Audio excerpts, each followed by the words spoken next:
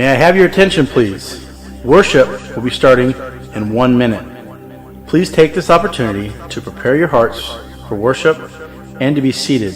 And don't forget to put your cell phones on silent.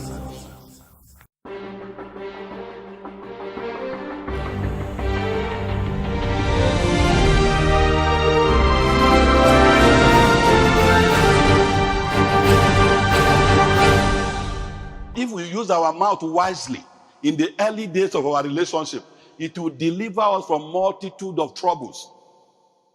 Hallelujah. If we use our mouth well, when we talk about compatibility in relationship, there are 6 key areas of compatibility. When we talk about compatibility in the relationship, there are 6 key areas. The first is intellectual. Can me and this person maintain a good communication? Do we have anything to talk about? Because most time when they say in a relationship, people don't talk. You can't talk with someone who you don't have something in common with. Hallelujah. That's why when they say when a man is 80 and then go to marry a woman of 40, they belong to 2 different generations. When they want to discuss music, this guy is talking about Michael Jackson, the lady is talking about Davido. It won't connect. Also, the second thing about compatibility is emotionally. Appreciating one another's emotional makeup. Are we emotionally compatible? Are we emotionally compatible? That number 3 is socially. Are you embarrassed by this person's appearance in the public? Can you take a walk with this person? Can you introduce this person to your friend or to your family? Then volitional. Learning to make decisions together. Does this person look like who you can make decisions together with? Then spiritually, are you both seeking the Lord together or obeying the word? Are you both Christian? Are you of the same faith? Then number 6, physically, appreciating, expressing the affection, appropriately expressing the affection of your heart. Among the 6 things I just listed, the only one that you need hand to do is number 6. The other 5 is mouth. But most time when we get into a relationship, the first thing we put forward is our hands. Hallelujah. It's our hands. It's our hand. You find out that you are compatible intellectually, emotionally, socially, volitionally, and spiritually by talking. By talking. Do you go to church? Who is your pastor? Do you submit to anybody? No, freelance. Anyone who is asking you to have sex to know if you are compatible, don't fall for the nonsense.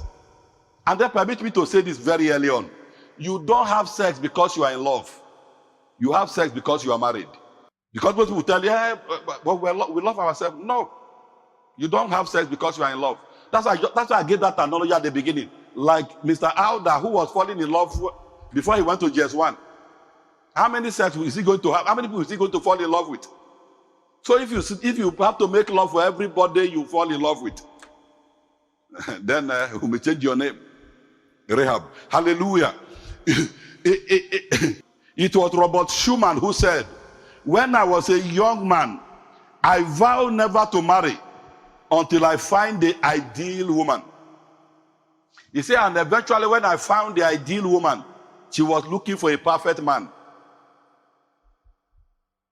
Meanwhile, while he was busy looking for ideal, he did not perfect himself.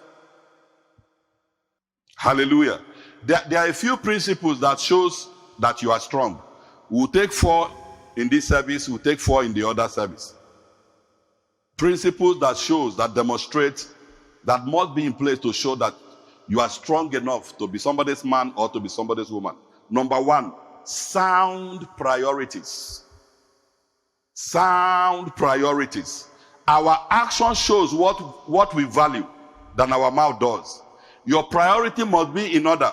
Many of us say we are sold out to God, but truly it's about our action. Our priority must be in order.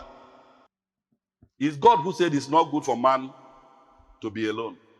And God is smart enough. There's no better person with understanding of a product than the manufacturer. They will sell you some things. They say, don't use this as hammer in your house. Don't use it to nail. It's like using your iPhone to nail a nail to the wall. God said it's not good.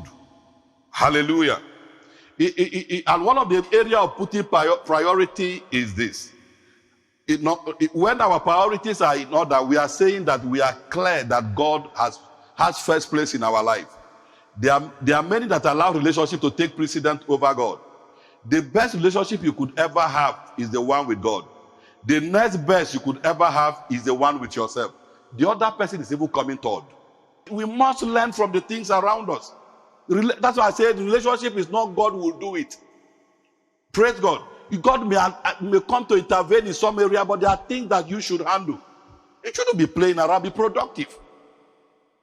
The fact that your husband has all the money does not mean you shouldn't be creating something. Hallelujah. Something may happen to the man tomorrow. God forbid. But it do happens. Hallelujah. So it's good to be productive. Don't sit and wait until one man will come and marry me and take care of me. Who told you? Solidified purpose. Solidified purpose. This means we know why we are here. If you don't want them to call you only your husband's name, you should have a name by yourself too. Solidified purpose. This means we know why we are here, what we are here for, what has God deposited in you. If you are not educated, learn a very good hand job. Fortunately, in our age, people who work their hand are making more money now. So if you are into fashion, do it very well. If you make hair well. If you have a laundry, run it effectively.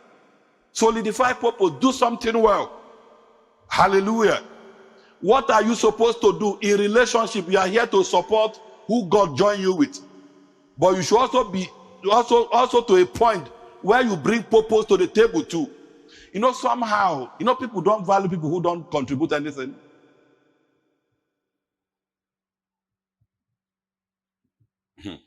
If you have nothing to offer, you have so many things to suffer. Thank Him for the relationships in your life. Thank Him for the relationship in your heart, in your office, in your family at home. Thank Him for your relationship. Thank Him for the kind of relationships you desire. If there are areas you are struggling, ask Him to heal your relationship this morning. Ask Him to touch, to visit your relationship this morning. Ask Him for healing. Ask Him to heal your relationship. Ask Him to heal your relationship. Ask Him to even heal you first, to make you worthy of a quality relationship. Ask Him to help you to discipline yourself, to put in place self-control. If you are already married, pray for your spouse.